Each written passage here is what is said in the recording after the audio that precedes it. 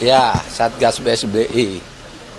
Baru saja saya menerima Pansus BLBI DPD Republik Indonesia yang dipimpin oleh Pak Bustami, ditemani oleh Pak Tamsil Rimrung dan Mbak Fahira Idris serta Mbak Evi, mengkonfirmasikan tentang apa yang telah dilakukan dan perlu dilakukan lagi untuk BLBI. Saya menyampaikan kerja BLBI ini didasarkan pada putusan Mahkamah Agung, ya, dan juga pada laporan Pansus DPR tanggal 16 September tahun 2022. Berdasar itu lalu kami menghimpun hutang para obligor BLBI itu sebesar 111 triliun dan sekarang sudah terhimpun 30 triliun lebih.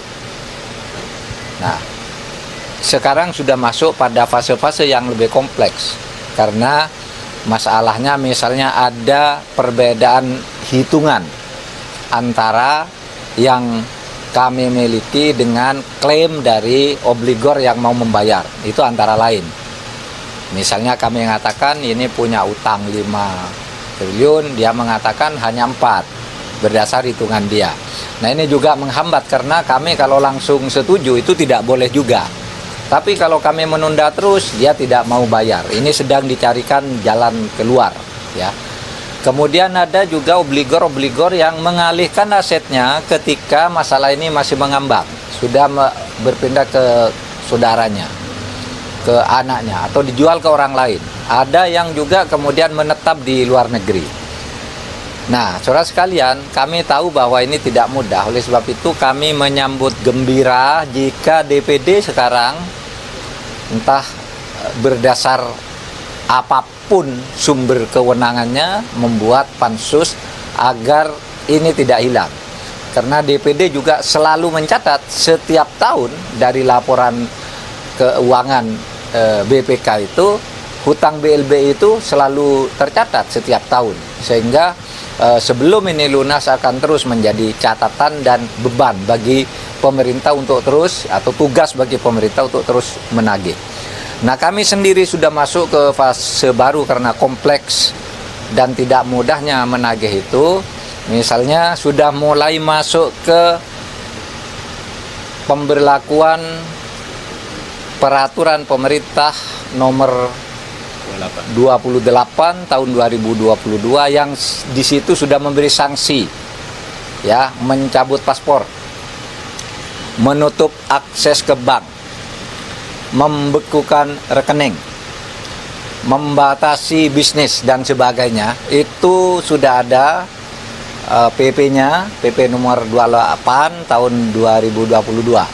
Itu nanti akan dikenakan secara bertahap sampai sekurang-kurangnya menjadi jelas siapa yang punya hutang berapa dan kapan harus membayar dengan apa.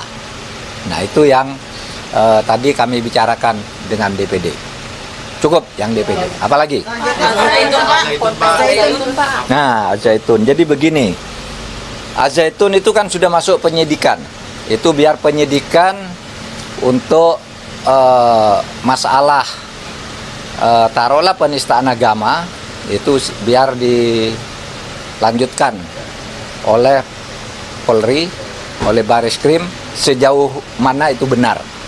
Karena sudah penyidikan, mestinya peristiwanya sudah ada, dugaan peristiwa sudah ada, tinggal pelakunya siapa, dan kita sudah bisa menduga pelakunya itu siapa sih.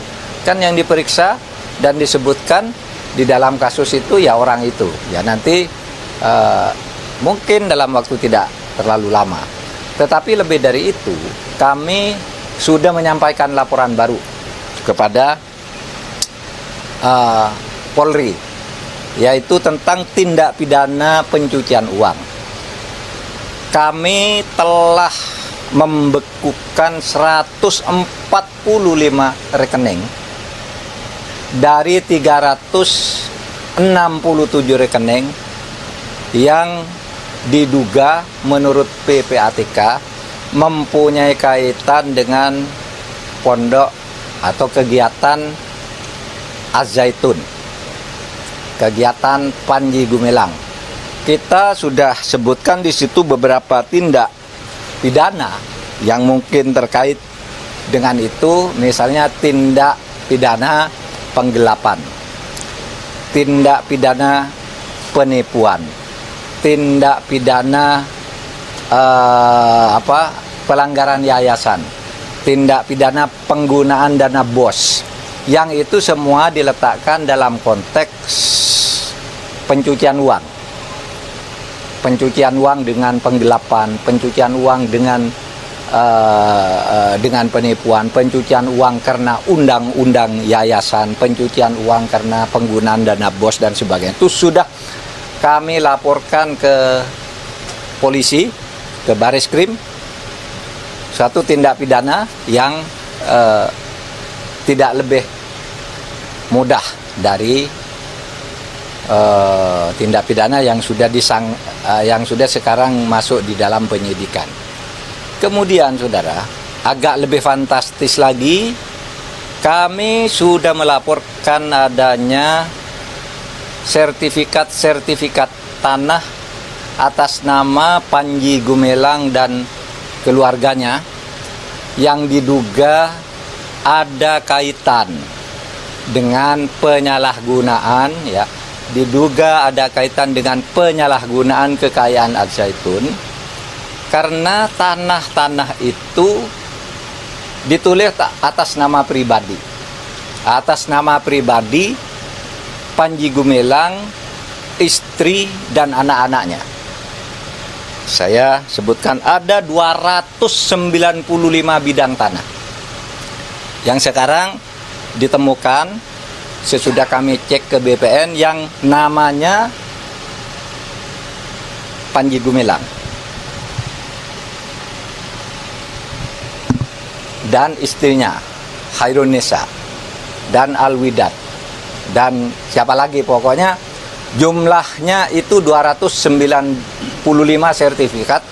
Masih dicari lagi kalau ada nama samaran, sertifikat yang mungkin menggunakan nama lain, sehingga sekarang belum ditemukan dan baru ditemukan sebanyak 295 sertifikat tanah dengan rincian sebagai berikut. Untuk orang yang bernama Abdussalam Raden Panji Gumilang, itu dia memegang sertifikat atas nama hak milik untuk dirinya sebanyak 107 sertifikat, 107 bidang tanah dengan luas 806.000 meter persegi atau 805 lebih sekian. Lalu atas nama Farida Alwidat itu 22 bidang tanah seluas 142,5 meter persegi, 142.500 meter persegi. Kemudian atas nama Imam Prawoto, ini yang sering disebut Abu Toto, sebanyak 35 bidang dengan luas 89.700 sekian meter persegi. Kemudian ada Ahmad Prawira Ibnu, 9 bidang. Ahmad Prawira Utomo, 9 bidang, 159.000 meter persegi. Ada Ikhwan Triyatmo, 6 bidang dengan 69.000 meter persegi. Kemudian Anis Khairunisa yang diduga istri atau anaknya berdasar riwayat hidup 43 bidang. Itu seluas 442.000 meter persegi. Kemudian ada Hakim Prasojo 30 bidang atau 31 sertifikat. Dan yang terakhir Sofiah Alwidat sebanyak bidang dengan luasan 396.000 meter persegi. Ini data yang diperoleh sampai dengan pagi ini dari BPN, Badan Pertanahan Nasional, karena nama, tempat tinggal, dan tanggal lahirnya sama pemiliknya. Sehingga ini diidentifikasi. Nah, kita tahu laporan dari Gubernur Jawa Barat, ada 6 nama lain. Ada 6 nama lain bagi Panji.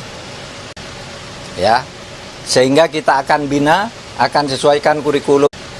Ya, sehingga kita akan bina, akan sesuaikan kurikulumnya, akan bersihkan kalau ada kotor-kotornya di dalam pelaksanaannya, tetapi Pondok Pesantren Al Zaitun dan seluruh sekolah dan pesantrennya itu tidak akan dijatuhi sanksi apa-apa, akan terus berjalan, dibina oleh pemerintah, Kementerian Agama.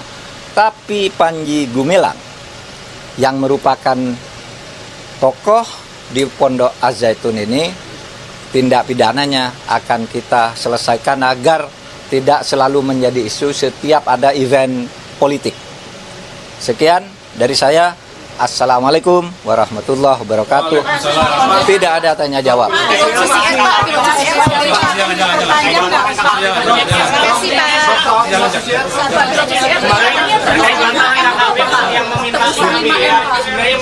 Apa nih yang tanya yang mana?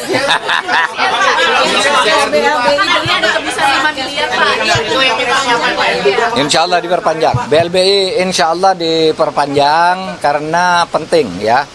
Sekurang-kurangnya perpanjangan itu bukan untuk menagih lagi, tapi untuk menentukan posisi hukum bagi masing-masing obligor yang ngemplang.